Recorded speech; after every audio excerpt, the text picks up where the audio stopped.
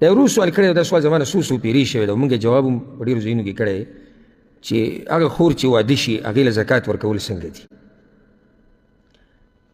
دا یاده کوي دا خبره چې کومه خور چې واده شوي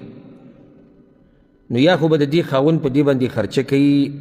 او د دې به څه ضرورت نه وي او یا به خرچه پې نه کوي یا پې کوي خو هغې سره ضرورت نه پوره کېږي. که چېرته دا خور په دې باندې خاوند خرچه کوي او د دې ضرورت هم پوره دي او د خاوند هم پوره دي نو بیا دې له زکات نشي ورکولی چې دا غریبه ده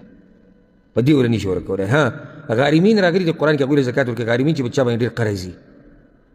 او د هغه څه طاقت نه اوس دا خور صحیح د خاوند پې خرچه کوي ورسره برابر دی او کېدي چې قرض پې ډېر نو ده بیا د فقر د لاسه ته نه ورکوي د غریبۍ د لاسه څه د لاسه وله ورکوي چې قرض پې دی. دویم که چېرته د خاوند دا خرچه دي دپاره پوره نه یا پې د سره خرچه نه کوي یا خاوند غریب دی نو په دې ټولو حالاتو کې خور له زکات ورکولی شي بلکې هغه ډېره حقداره ده د پردو نه. که حدیث کې دا راځي امام احمد راوړی دی الصدقة فی المسکین صدقه غریب له چې ته صدقه ورکړې دا صرف صدقه ده وفي ذي الرحم او چې خپل لی ورکې نو صدقه وصله نو دا خپل ولي پالل هم دي او صدقه هم ده. نو انسان خپلې خور له زکات ورکولی شي چې غریبی رور له چې غریبي فقیري تره شو ترور شوه یا نور خپلوان شو صرف په چاره زکات نه ورکوي دا قانون یاد کړه کوم چې ستا نه بره دي او کوم چې تا نه لاندې دي. بره څوک دي؟ صرف پلار دی مور او بیا بره ځه او لاندې څوک دي؟ بچي دي او بیا لاندې ځه چې څومره کته شي. ولې؟ ځکه چې په تا لازم دي چې به دوی به خرچه کوي نو چې کله ته دوی له زکات ورکوې نو ځان بچ کې د هغه خرچې نه چې کوم الله په تا لازم کړی ده. او بله او یو سړي له به حیا نه ورځي چې مور پلار له به زکات ورکوي. دا ما ته یو پیر یو کس ټلیفون کړی و ما په کېدای شي تاسو ته ویلي ما ته ټلیفون کړی وي دا فطرانه وي خپل مور پلار له ورکولی شم فطرانه مور پلار له ورکولی شم او که نه هغه ته خو بیا ما ښه خبرې وکړې خو دا زړه مې دومره خفه شو او چې د رښتیا ویم په هغه ورځ ټوله ورځ زما د طبیعت څخه ګډوډ سړی وایي چې یا الله چې دې مور پلار دا خپې ما ښکل کړي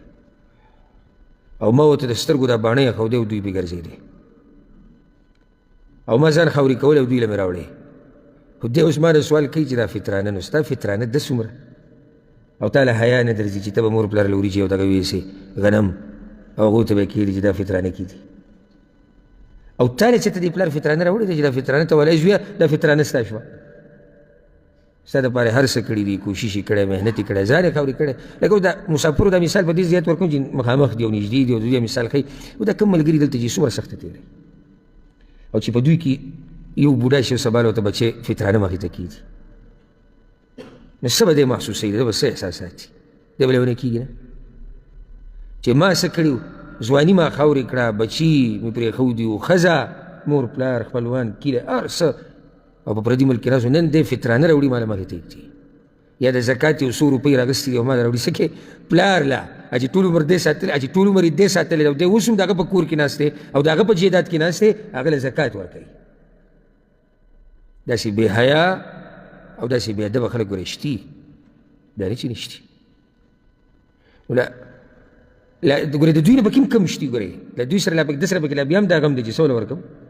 فطرانه او چې د کور نه یې وشړي چې بلکل یې بهر کړي او چې کله جګړه په دې روانه وي الله اکبر چې مور پلار به چا سره اوسېږي د دې یعنې دې خبرې ته وګوره دا کم حد ته سړی ورسي چې په دې باندې اوس باس روان دی او جګړه چې یو وایي تا سره به وي مور پلار بل وایي تا سره به وي او موږ ورته دا وایو چې اگر که زموږ مور پلار نه دي زموږ دا زړه کېږي چې تا ته دا وایو راوله موږ له موږ سره به وي دوا خو به تې وایو که مشران دي سپینګیري دي خدمت به وکړو په سر به راته لاس کېږي ته اوس د برکت ډېرۍ راغلې او په هغې جګړه کوي چې دا به تا سره تا سره او داسې خلک ما په خپلو سترګو لیدلي عمر له ذلیله ګرځي سره د مال او سره د هر څه او چې د خپل بچي رالوی شي انتظار کوي ګورئ حدیث کې دا راځي رسول صلی الله علیه وسلم وایي د خپل مور پلار سره ښه وکړئ ستاسو بچي تاسو سره کوي او ځان صفا ساتئ د غلطو کارونو نه ستاسو ښځې به ځان صفا ساتي د غلطو کارونو نو ته دا مه وایه چې ما نن وکړه قصه دې ختمه شوه نن دې وکړه سبا تا سره کېږي او انتظار یې کوه دا نه پاتې کېږي دا ما لیدلي په خپلو سترګو تاسو به هم لیدلي او چې چا د مور پلار دپاره ځان قربان کړی دی د هغه بچو د هغه نه ځان قربان کړی بل هغه لیدلي چې زما د پلار څه کوي د خپل پلار سره، نو د ده په ذهن کې دی چې زه به هم دا کوم چې کله دې دغه ځای ته ورسي، نو چې تا ویني او ته د پلار قدر کړي او ته د مور خپې ښکل کړي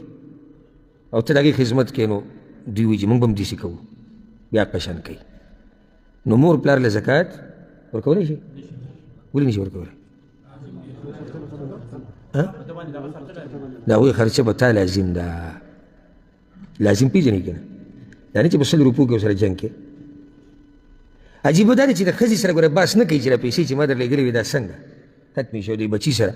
او زوی ورته وایي ما در راولېږه ایفون او ما در راولېږه سامسنګ موبایل او ما در راولېږه ګاډی او سکوټر او دی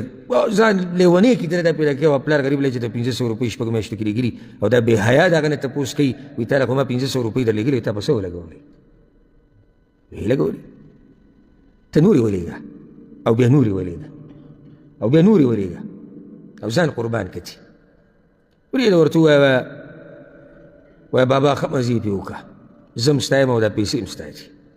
دوایي پې ځان له واله، هغه هم خادي پې کوه، د دې ملګرو خواله ورشه، عبادتونه وکړه، پای کې ولګوه، عمرې له پې لاړ شه، حج له پې لاړ شه، چې څه وې موږ حاضر یو. نو دی به د پلار سره به 500 روپاټو کې حساب شروع کړی څنګه، او مور ته به ولې. نو الله دې زموږ په حال رحم وکړي. زما دا خبرې به غلطې نه که نه داسې خلک نشتي شتي داسې خلک. نو بره اصول چې کوم دي د کومو نه چې ته پیدا یې دوی ته زکات نه ورکړی کېږي، او بیا چې تا نه کم پیدا دي دوی ته هم زکات نه ورکړی کېږي. اگر که دې کې نور هم تفصیل شته خو په دې به اکتفا وکړو، دا به ګټه مسله. ښه